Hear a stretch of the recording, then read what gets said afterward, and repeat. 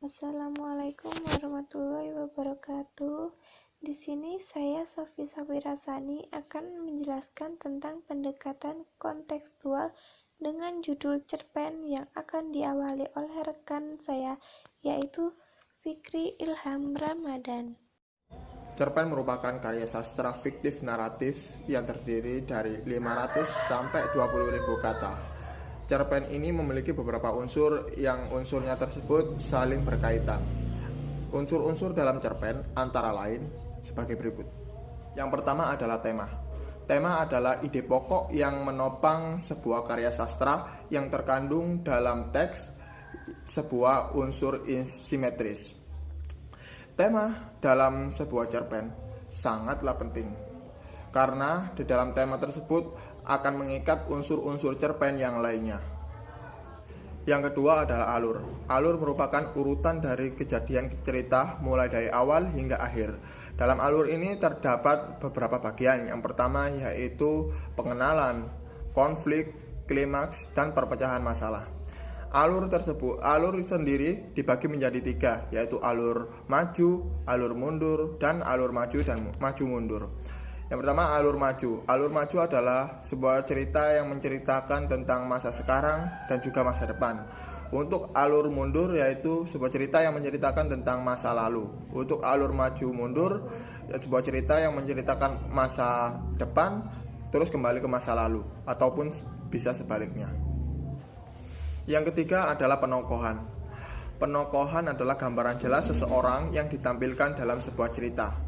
Biasanya bisa digambarkan dalam bentuk watak ataupun fisik dari seseorang.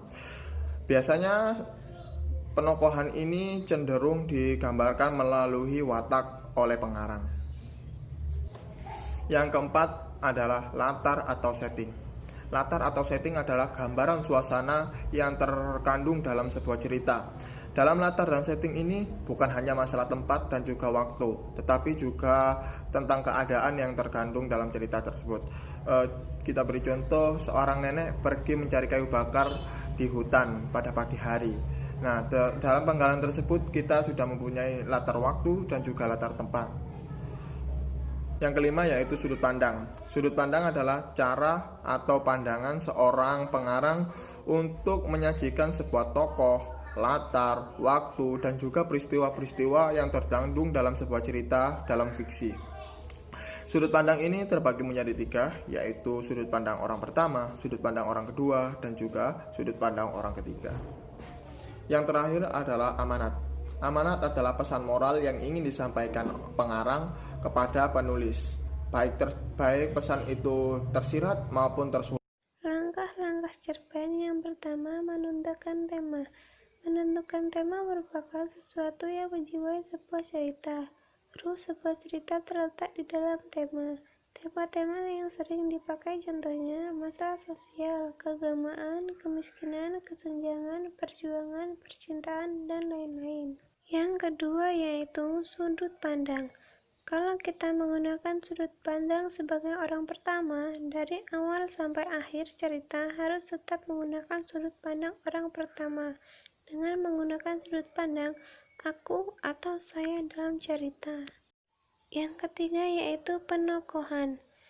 Penokohan adalah pengungkapan karakter tokoh dalam cerita harus logis.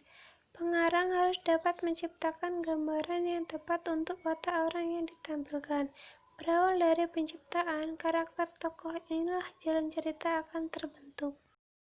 Dan yang keempat yaitu menentukan alur cerita.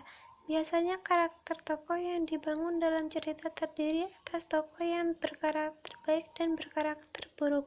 Dari konflik yang terjadi inilah jalan cerita atau alur cerita akan dibangun. Alur harus diterapkan dengan tepat. Alur yang baik akan memberikan kesan mendalam bagi pembaca. Alur terdiri dari 4 macam, yaitu alur sirkular, yaitu cerita yang dimulai dari A dan kembali lagi ke A. Dan yang kedua yaitu alur linear, alur yang dibangun searah, maju atau lurus. Dan alur foreshadow yaitu alur yang dibangun dengan menceritakan masa datang, meloncat ke masa lalu, dan pada akhir cerita meloncat lagi ke masa depan. Dan yang terakhir yaitu alur flashback, yaitu cerita yang sesungguhnya adalah cerita masa lalu tetapi justru itu dimulai dari hari ini.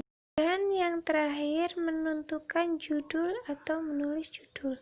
Judul dapat ditulis setelah keseluruhan cerita selesai ditulis. Judul dapat ditentukan dari bagian yang paling menarik dari cerita itu.